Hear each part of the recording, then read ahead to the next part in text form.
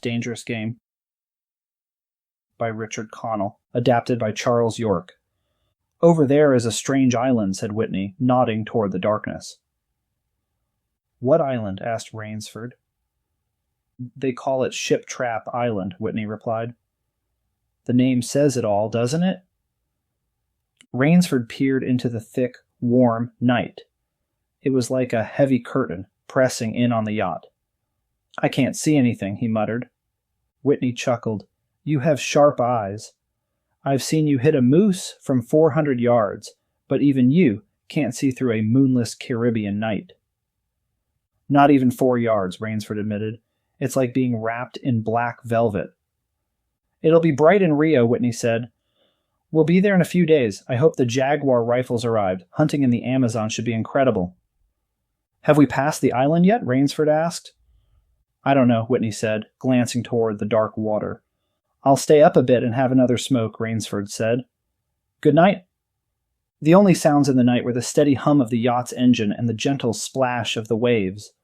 Rainsford leaned back in his chair, enjoying the night. Then, a sharp sound. Rainsford sat up. A gunshot. Again, the sound cut through the night. Then another. 3 shots. He rushed to the railing, eyes straining toward the darkness. He couldn't see a thing. Rainsford looked over the rail for a better look. His hand. His pipe slipped from his mouth. Instinctively, he reached for it. Too far. His fingers grasped at air, and suddenly he was falling. A short, startled cry. Then, silence. The warm waters of the Caribbean swallowed him whole. Rainsford burst to the surface, gasping, but the yacht's wake slapped him in the face. Salt water burned his throat as he tried to cry out. He thrashed forward, chasing the fading lights, but after barely 50 feet he stopped. He forced himself to think. He had been in danger before.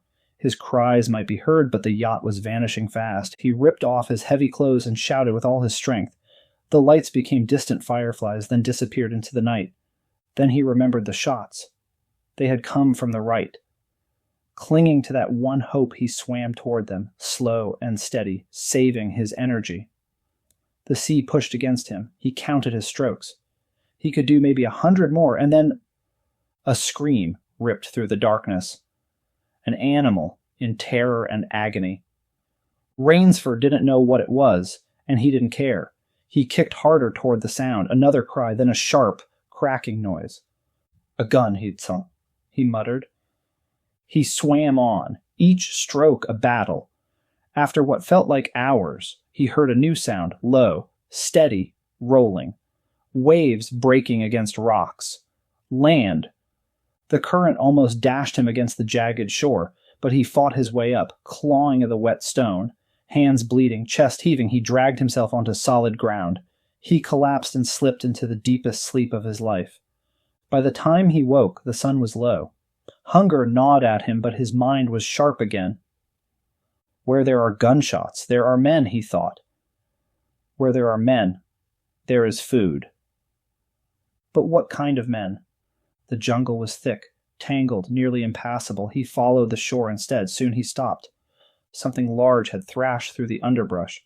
Crushed plants, torn moss, a patch of red-stained weeds. Not far away, something gleamed in the dirt. He picked it up. A .22 cartridge, he murmured. Strange. A small gun for a big animal. He studied the ground. Boot prints. A hunter had tracked his wounded prey here. The last shot must have been the kill. Rainsford followed the prints eagerly, stumbling over roots and loose stones. Night was falling fast. Then he saw the lights. At first, he thought it was a village, but as he got closer, he realized it was one massive building. A chateau perched on a cliff with sheer drops on 3 sides. A mirage, he whispered. But as he stepped through the iron gate, climbed the stone steps, and reached for the heavy door with its twisted gargoyle knocker, he knew it was real. Rainsford lifted the heavy knocker, and it groaned as if unused for years. When he let it fall, the sound boomed through the night. He thought he heard footsteps, but the door stayed shut. He knocked again. This time the door flung open, flooding the darkness with golden light. A massive figure filled the doorway, a giant of a man, broad and bearded, holding a revolver aimed straight at Rainsford's chest. Rainsford forced a calm smile. I mean no harm. I fell off a yacht. My name is Sanger Rainsford." The man didn't respond, his gun steady as stone. "I'm hungry," Rainsford added. Still nothing. Then suddenly, the giant stepped aside. Another man appeared, tall and dressed in elegant evening clothes. He extended a hand with a knowing smile. "Welcome, Mr. Rainsford," he said smoothly. "I have read your book on hunting snow leopards in Tibet. I am General Zaroff." Rainsford shook his hand. Something about the general unsettled him. His face was striking, white hair, black eyebrows, a sharp aristocratic look. But it was his eyes, dark, bright, and far too calculating, that made Rainsford uneasy. Zaroff gestured to the giant. "Ivan is strong, but unfortunate, deaf and mute, a Cossack like myself." He turned back to Rainsford. "But come, you need rest. Let's not talk here." Ivan led Rainsford to a grand bedroom. When he was ready, he followed Ivan into an opulent dining hall. The walls were lined with the mounted heads of exotic animals. Lions, tigers, even elephants. Zaroff sat alone at a great table. "Join me, Mr. Rainsford," the general said, offering a drink. The meal was luxurious, the wine rich. "I know you must be wondering," Zaroff said after a moment, "why I recognized you." He swirled his glass. "I read every book on hunting. It is my passion." "You have remarkable trophies," Rainsford noted, eyeing a massive Cape buffalo head. "A fierce one," Zaroff agreed. "He fractured my skull, but I got him in the end." "I've always thought the Cape buffalo was the most dangerous game," Rainsford mused. Zaroff smiled, slow, deliberate. "No," he said. "There is one, far more dangerous." Rainsford frowned. "On this island? The most dangerous of all. You've imported something?" "Oh yes," Zaroff said. "But not tigers. Tigers are predictable. No, Mr. Rainsford, I needed something that could reason." Rainsford stiffened. "You don't mean—" Zaroff leaned back, amused. "Why not?" Hunting had grown dull. "No animal could challenge me. I had to create a new sport." Rainsford's stomach turned. "That's not hunting," he said coldly. "That's murder." Zaroff chuckled. "Come now. You, a hunter, clinging to such old-fashioned ideas." He waved a hand. "I hunt only the scum of the earth. Shipwrecked sailors, criminals, men who have nothing." "They are men," Rainsford shot back. "Exactly," Zaroff said with satisfaction. "That's what makes it thrilling." Rainsford stared at him in horror. "And if they refuse?" "Oh, they have a choice," Zaroff said lightly. "They can decline the hunt. If they do, well, Ivan handles them." "And if they win?" Zaroff's smile widened. "No one has." Rainsford set down his glass. His host's grin was too pleased, too certain. "Come," Zaroff said, "let me show you something." He led Rainsford to a window overlooking the sea. With the press of a button, lights flickered in the distance. "They signal a safe channel," Zaroff said.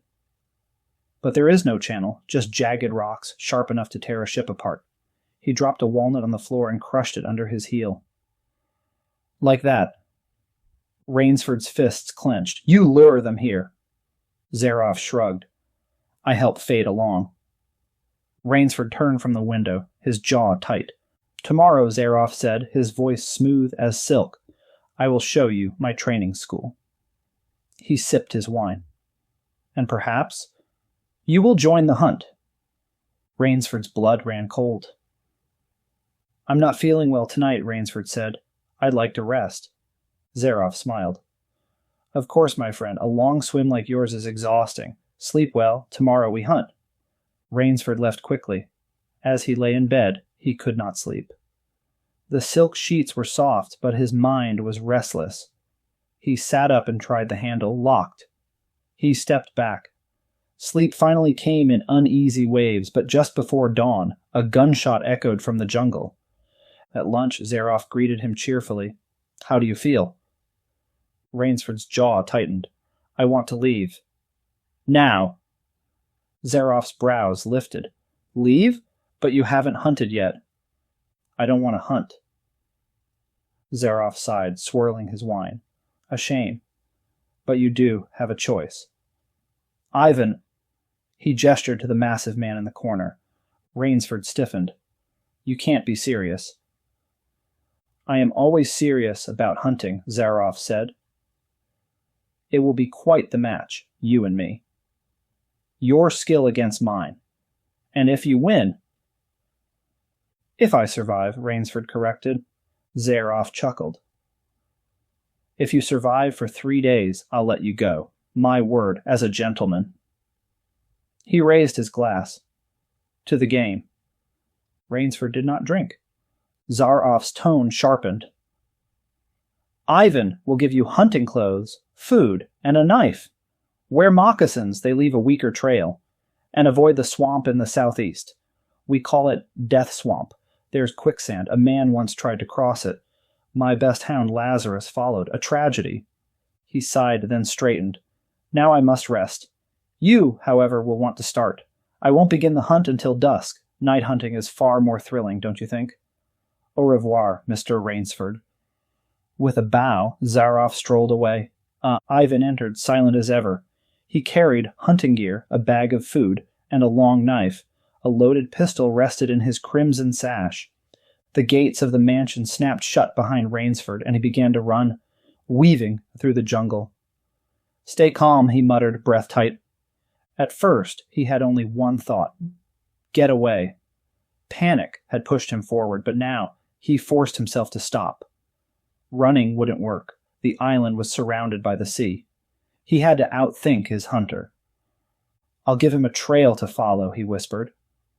He wove through the jungle, doubling back, twisting his path like a fox fleeing hounds. By nightfall, his body ached, his face stung from branches. He couldn't go on in the dark. He needed rest.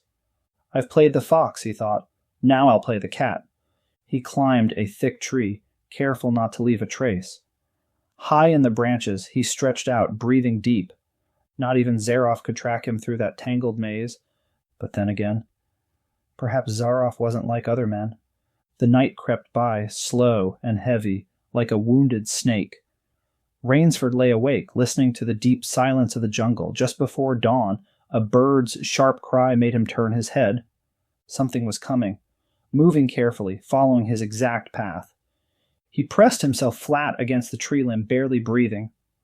Through the thick leaves he watched. It was General Zaroff. The hunter moved with careful precision. He stopped beneath the tree, kneeling to study the earth. The general frowned, puzzled, then slowly stood. He lit a black cigarette, the strong smoke curling up toward Rainsford. And then Zaroff's gaze lifted. Inch by inch, his sharp eyes scanned the tree. Rainsford did not move, did not breathe. But the general stopped before reaching Rainsford's branch. A slow smile spread across his face. Deliberately, he blew a perfect smoke ring into the air. Then, without a word, he turned and walked away. The sound of his boots faded into the jungle. Only then did Rainsford let out the breath he had been holding. His first thought made him sick. Zaroff could track at night. He could follow even the most difficult trail. It had been pure luck that he hadn't looked higher. His second thought was worse. Why had Zaroff smiled? Why had he left? Then the truth hit him, cold and brutal. The general was playing with him. The Cossack was the cat. He was the mouse. A wave of terror washed over him. I will not lose my nerve, he whispered. I will not. He slid down the tree and forced himself forward. 300 yards from his hiding place he stopped. A huge, dead tree leaned against a smaller one. Rainsford dropped his food sack, gripped his knife, and worked with feverish energy. When the trap was set, he threw himself behind a fallen log, panting. He didn't have to wait long. The cat was coming back to play. General Zaroff moved like a bloodhound, tracking every broken blade of grass, every faint mark in the moss. His sharp eyes caught everything. So focused was he that he almost stepped into Rainsford's trap before he saw it. His foot brushed the trigger, a branch barely holding up a dead tree. In an instant, the general sensed danger and leaped back like an ape. But he wasn't quite fast enough. The tree crashed down, striking his shoulder. Had he been any slower, it would have crushed him. He staggered, but stayed on his feet, his revolver still in hand. Then, to Rainsford's horror, the jungle echoed with Zaroff's laughter. "Rainsford," he called it, "if you can hear me, and I believe you can. Well done. Not many men know how to build a man-catcher trap. Fortunately, I've hunted in Malacca. You are proving to be quite the challenge. I shall go, tend to my wound. But I will return." Then he was gone. Rainsford ran. It was no longer a hunt. It was flight. Dusk fell, then darkness. He ran on. The ground softened under his moccasins. The air grew thick, heavy. Insects bit at his skin. Then his foot sank. The ground clutched at him, pulling him down. With a violent jerk, he tore himself free, heart pounding. He knew this place. Death Swamp. Quicksand. An idea struck him. He backed away and began to dig. Rainsford had dug trenches in France, where a second's delay meant death. That was nothing compared to now. He worked like a madman, carving a deep pit. When it was above his shoulders, he climbed out and cut sharp stakes, planting them in the bottom like deadly teeth. With shaking hands, he wove branches and leaves into a cover. Then he slumped behind a charred tree stump, breathless, exhausted. Footsteps, soft but steady. The night breeze carried the scent of Zaroff's cigarette. Rainsford tensed. Something was wrong. The general was moving faster. He wasn't creeping along, feeling his way. He was coming straight for him. Rainsford clenched his fists. His heart pounded. Then the crack of breaking branches. A scream of pain. Rainsford sprang up, triumph surging through him. Then he froze. 3 feet from the pit, a figure stood. An electric torch flickered in his hand. "You've done well, Rainsford," Zaroff's voice called out. "Your tiger pit took one of my best dogs. Impressive. But let's see how you fare against my entire pack. I'm off to rest now. Thank you for the entertainment." At dawn, near the swamp, Rainsford woke to a sound that sent ice through his veins. It was distant but unmistakable, the baying of hounds. He had 2 choices: stay and be caught, or run and delay the inevitable. Then an idea struck him. It was a slim chance, but it was all he had. The hounds grew closer. On a ridge, Rainsford climbed a tree. Peering down, he saw movement in the brush. Zaroff was there, moving easily. Ahead of him, the massive figure of Ivan pushed through the jungle, the leash of the hounds in his grip. They would reach him in moments. His mind raced. Then, an idea, a trick he had learned in Uganda. Sliding down the tree, he grabbed a springy sapling and fastened his hunting knife to it, the blade pointing down the path. He tied it back with a vine, setting the trap. Then he ran. The hounds howled as they picked up his fresh scent. Rainsford knew now what it meant to be hunted. He ran until he couldn't breathe. Then, silence. The hounds had stopped. His heart pounded. They had reached the knife. Scrambling up a tree, he looked back. Ivan was down. The trap had worked, and the knife had found its mark. But Zaroff still stood. Rainsford barely hit the ground before the hounds took up the chase again. A break in the trees appeared ahead. He ran toward it, his last hope. Then he stopped. The sea. Below, waves crashed against the cliffs. Across the cove, the dark outline of the chateau loomed. The hounds were nearly upon him. Without hesitation, Rainsford leaped into the sea. When Zaroff reached the cliffside, he stopped. He gazed out over the water for a long moment, then shrugged. Sitting down, he took a sip from a silver flask, lit a cigarette, and hummed a tune. That evening he enjoyed an excellent dinner, nearly perfect except for 2 small annoyances. 1, Ivan would be difficult to replace. 2, his prey had escaped. Not exactly sporting, he thought, swirling his after-dinner liqueur. Later, in his library, he read Marcus Aurelius to soothe himself. By 10, he was ready for bed and went to his bedroom. Pausing at the window, he glanced down at the hounds in the courtyard. Better luck next time. All of a sudden movement in the corner of his eye. A man stood in his room, hidden in the bed curtains. "Rainsford," Zaroff gasped. "How?" "Swam," Rainsford said. "It was faster than the jungle." Zaroff exhaled and smiled. "I congratulate you. You've won the game." Rainsford did not smile. His voice was low, hoarse. "I am still a beast at bay. Get ready, General." Zaroff gave a deep bow. "I see." Splendid. One of us feeds the hounds. The other sleeps in this fine bed. He lifted his sword. On guard, Rainsford. Rainsford had never slept in a better bed.